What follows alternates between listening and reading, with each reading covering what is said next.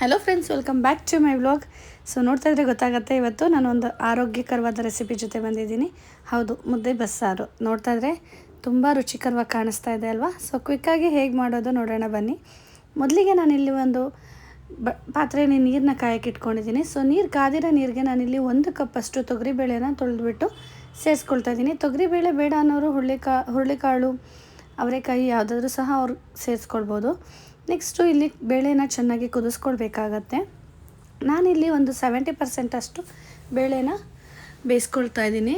So ಇದಕ್ಕೆ ಸ್ವಲ್ಪ ರುಚಿಗೆ ತಕ್ಕಷ್ಟು ಉಪ್ಪನ್ನು ಸಹ ಸೇರಿಸ್ಕೊಂಡು ಬೇಳೆನ ಚೆನ್ನಾಗಿ ಬೇಯಿಸ್ಕೊಳ್ಬೇಕಾಗತ್ತೆ. ನೋಡಿ, ಇಷ್ಟು ಕುಕ್ಕಾದರೆ ಸಾಕಾಗತ್ತೆ. ಇಲ್ಲ ನನಗೆ ಬಾಯಿಗೆ ಸಿಗೋದು ಇಷ್ಟ ಆಗಲ್ಲ ಅಂದರೆ ಇನ್ನೊಂದು ಸ್ವಲ್ಪ ಸಹ ಬೇಯಿಸ್ಕೊಳ್ಬೋದು. ನಾನು ಸ್ವಲ್ಪ ಬಾಯಿಗೆ ಸಿಗೋ ಥರನೇ ಬೇಳೆನ ಬೇಯಿಸ್ಕೊಳ್ತಾ ಇದ್ದೀನಿ. ನೆಕ್ಸ್ಟು ನಾನು ಇದಕ್ಕೆ 2 ಕಪ್ಪಷ್ಟು ಅರಿವೆ ಮತ್ತು ಚೀಲಕರಿವೆ ಎರಡನ್ನೂ ಸಹ ನೀಟಾಗಿ ತೊಳೆದಿಟ್ಕೊಂಡು ರೆಡಿ ಮಾಡಿಟ್ಕೊಂಡಿರೋಂಥ ಸೊಪ್ಪನ್ನ ಇದಕ್ಕೆ ಸೇರಿಸ್ಕೊಳ್ತಾ ಇದ್ದೀನಿ. ಸೊ ಹುರುಳಿಕಾಳು ಜೊತೆನೂ ಮಾಡಿಕೊಂಡ್ರೆ ತುಂಬ ಚೆನ್ನಾಗಿರುತ್ತೆ. ನಾನಿಲ್ಲಿ ತೋರಿಸ್ತಾ ಇರೋದು ಒಂದು ಬಸ್ಸಾರು. ಸೊ ಉಪ್ಸಾರು ಸಹ ಮಾಡ್ಬೋದು. ಇದರಿಂದ ಎಲ್ಲರೂ ಮಾಡ್ತಾರೆ, ಬಟ್ ಮಾಡೋ ವಿಧಾನಗಳು ಬೇರೆ ಅಷ್ಟೇ. ನಾನು ಮಾಡೋ ರೀತಿನ ನಿಮ್ಗಳ ಜೊತೆ ಶೇರ್ ಮಾಡ್ಕೊಳ್ತಾ ಇದ್ದೀನಿ. ಸೊ ಸೊಪ್ಪು ಕೂಡ ಹಾಕಿದ ನಂತರ ಒಂದು 20 ನಿಮಿಷಗಳ ಕಾಲ ಮತ್ತು ಇದನ್ನು ಚೆನ್ನಾಗಿ ಬೇಯಿಸ್ಕೊಳ್ಬೇಕಾಗತ್ತೆ. ಸೊ ಇಷ್ಟು ಬೆಂದರೆ ಸಾಕಾಗತ್ತೆ. ನೆಕ್ಸ್ಟು ನಾನು ಇದನ್ನು ನೀರು ಸೋರ್ಲಿಕ್ಕೆ ಇಟ್ಕೊತಿದ್ದೀನಿ. ಸೊ ಈ ರೀತಿ ಸೊಪ್ಪು ಕಾಳನ್ನ ಸಪ್ರೇಟ್ ಮಾಡ್ಕೊಳ್ಬೇಕಾಗತ್ತೆ, ನೀರು ಸಪ್ರೇಟ್ ತೆಗೆದಿಟ್ಕೊಳ್ಬೇಕಾಗತ್ತೆ. ನೆಕ್ಸ್ಟ್ ಇನ್ನೊಂದು ಬಾಣಲಿ ಇಟ್ಕೊಂಡು ನಾನು 2 ಟೇಬಲ್ ಸ್ಪೂನಷ್ಟು ಎಣ್ಣೆ ಹಾಕ್ಕೊಳ್ತಿದ್ದೀನಿ. ನಂತರ ಇದಕ್ಕೆ 1.5 ಈರುಳ್ಳಿಯಷ್ಟು ಸೇರಿಸ್ಕೊಳ್ತಿದ್ದೀನಿ. ನಂತರ 2ರಿಂದ 3 ಟೊಮೆಟೊ ಸಹ ಸೇರಿಸ್ಕೊಳ್ತಾ ಇದ್ದೀನಿ. ನೆಕ್ಸ್ಟು ನಾನು ಇದಕ್ಕೆ 1 ಟೇಬಲ್ ಸ್ಪೂನಷ್ಟು ಜೀರಿಗೆಯನ್ನು ಸಹ ಸೇರಿಸ್ಕೊಳ್ತಿದ್ದೀನಿ. ಜೀರಿಗೆ ಇನ್ನೂ ಬೇಕಾದರೆ ನೀವು ಹೆಚ್ಚಿಸ್ಕೋಬೋದು. ಆ್ಯಂಡ್ ಮೆಣಸು ಕೂಡ ನಾನಿಲ್ಲಿ 1/4 ಟೇಬಲ್ ಸ್ಪೂನಷ್ಟು ಸೇರಿಸ್ಕೊಳ್ತಿದ್ದೀನಿ. ಮೆಣಸು ಕೂಡ ನಿಮ್ಗೆ ಖಾರ ಜಾಸ್ತಿ ಬೇಕಂದರೆ ಸೇರಿಸ್ಕೊಳ್ಬೋದು. ನೆಕ್ಸ್ಟ್ ಇಲ್ಲಿ ಒಂದು 6ರಿಂದ 7 ಒಣಮೆಣ್ಸಿನ್ಕಾಯಿ ಸಹ ಹಾಕ್ಕೊಳ್ತಿದ್ದೀನಿ. ಸ್ವಲ್ಪ ಹುಣಸೆಹಣ್ಣು ಸಹ ಸೇರಿಸ್ಕೊಂಡು ನಂತರ ಇದಕ್ಕೆ ಸ್ವಲ್ಪ ಬೆಳ್ಳುಳ್ಳಿ ಸಹ ಸೇರಿಸ್ಕೊಳ್ತಾ ಇದ್ದೀನಿ. ನಾನಿಲ್ಲಿ 1.5 ಗೆಡ್ಡೆಯಷ್ಟು ಬೆಳ್ಳುಳ್ಳಿ ಸಹ ಸೇರಿಸ್ಕೊಳ್ತಾ ಇದ್ದೀನಿ. ಸೊ ಎಲ್ಲನೂ ಸೇರಿಸ್ಕೊಂಡ ನಂತರ ಚೆನ್ನಾಗಿ ಇದನ್ನು ಹುರ್ಕೊಳ್ಬೇಕಾಗತ್ತೆ. ಸೊ ತುಂಬ ರುಚಿಕರವಾಗಿರುತ್ತೆ ಈ ಸಾಂಬಾರಂತೂ. ಒಂದ್ಸತಿ ಟ್ರೈ ಮಾಡಿ ನೋಡಿ. ಸೊ ಈ ರೀತಿ ಎಲ್ಲನೂ ಚೆನ್ನಾಗಿ ಫ್ರೈ ಮಾಡ್ಕೊಂಡ ನಂತರ ನಾನು ಗ್ಯಾಸ್ ಫ್ಲೇಮ್ನ ಆಫ್ ಮಾಡ್ಕೊಳ್ತಾ ಇದ್ದೀನಿ. ನಂತರ ಇದಕ್ಕೆ ಒಂದು 4ರಿಂದ 5 ಟೇಬಲ್ ಸ್ಪೂನಷ್ಟು ಹಸಿ ತೆಂಗಿನಕಾಯಿ ತುರಿ, 1ರಿಂದ 1.5 ಟೇಬಲ್ ಸ್ಪೂನಷ್ಟು ಸಾಂಬಾರು ಪೌಡರ್ ಹಾಗೂ ಫ್ರೆಶ್ ಆಗಿ ತೊಳೆದಿಟ್ಕೊಂಡಿರೋಂಥ ಕೊತ್ತಂಬರಿ ಸೊಪ್ಪನ್ನ ಸಹ ಸ್ವಲ್ಪ ಸೇರಿಸ್ಕೊಳ್ತಾ ಇದ್ದೀನಿ. ನಂತರ ನಾವೇನು ಸೋದಿಸಿಟ್ಕೊಂಡಿದ್ವಂಥ ಸೊಪ್ಪು ಕಾಳನ್ನ ಅದನ್ನು ಸಹ ಒಂದು ಸ್ವಲ್ಪ ಇದಕ್ಕೆ ಸೇರಿಸ್ಕೊಳ್ತಿದ್ದೀನಿ ಸಾಂಬಾರಿಗೆ ರುಬ್ಬೋಕ್ಕೋಸ್ಕರ.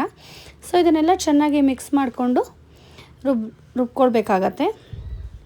ಸೊ ಇದು ಬಿಸಿ ತಣ್ಣಗಾಗೋಷ್ಟೊತ್ತಿಗೆ ನಾವು ನೆಕ್ಸ್ಟು ಪಲ್ಯ ಒಗ್ಗರಣೆ ಮಾಡ್ಕೊಂಬಿಡೋಣ. ನಂತರ ಇದನ್ನು ರುಬ್ಬಿಟ್ಟು ಸಾಂಬಾರಿಗೆ ಒಗ್ಗರಣೆ ಹಾಕ್ಕೊಳ್ಳೋಣ. ನೆಕ್ಸ್ಟ್ ನಾನು ಇನ್ನೊಂದು ಪಾತ್ರೆ ಇಟ್ಕೊಂಡು ಅದಕ್ಕೆ 1 ಟೇಬಲ್ ಸ್ಪೂನಷ್ಟು ಎಣ್ಣೆ ಹಾಕ್ಕೊಳ್ತಿದ್ದೀನಿ. ಎಣ್ಣೆ ಹಾಕ್ಕೊಂಡ ನಂತರ ಅದಕ್ಕೆ ಸ್ವಲ್ಪ ಸಾಸಿವೆ ಕೂಡ ಆ್ಯಡ್ ಮಾಡ್ಕೊಳ್ತಾ ಇದ್ದೀನಿ.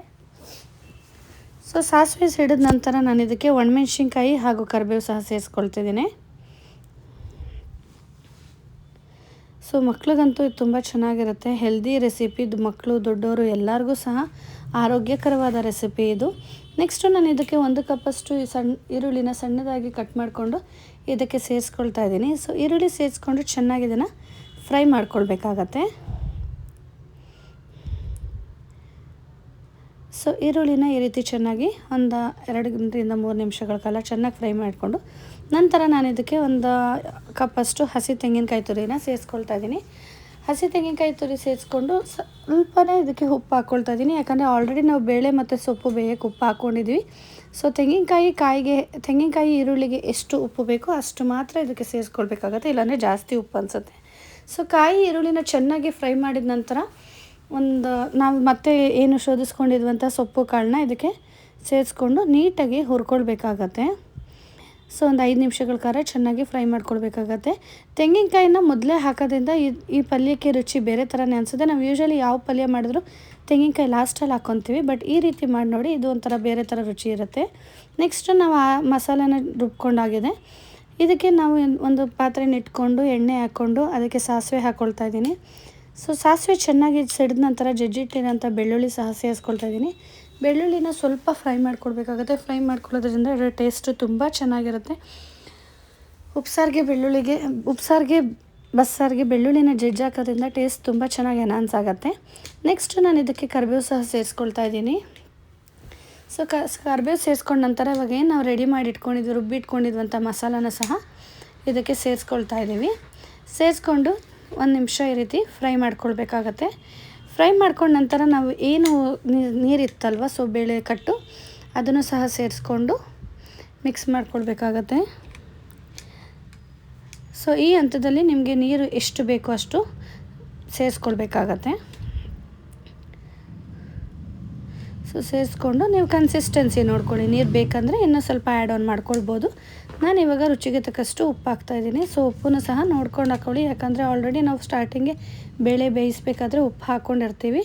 ಸೊ ಇದು ಒಂದು 5 ರಿಂದ 10 ನಿಮಿಷಗಳ ಕಾಲ ಚೆನ್ನಾಗಿ ಕುದ್ರೆ ಸಾಕಾಗತ್ತೆ.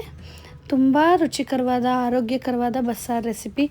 ಈ ಮೆಥಡಲ್ಲಿ ಮಾಡಿ ನೋಡಿ, ತುಂಬ ಚೆನ್ನಾಗಿರುತ್ತೆ. ಆ್ಯಂಡ್ ಎಷ್ಟು ಚೆನ್ನಾಗಿರುತ್ತೆ ಟೇಸ್ಟನ್ನು, ಮುದ್ದೆ ಜೊತೆಗಂತೂ ತುಂಬ ಚೆನ್ನಾಗಿರುತ್ತೆ. ಸೊ ನೋಡಿ ಈ ಹಂತದಲ್ಲಿ ಆಗಿದೆ. ನಾನು ಮುದ್ದೆ ಜೊತೆ ಸಾಂಬಾರನ್ನ ಸರ್ವ್ ಮಾಡ್ತಾಯಿದ್ದೀನಿ.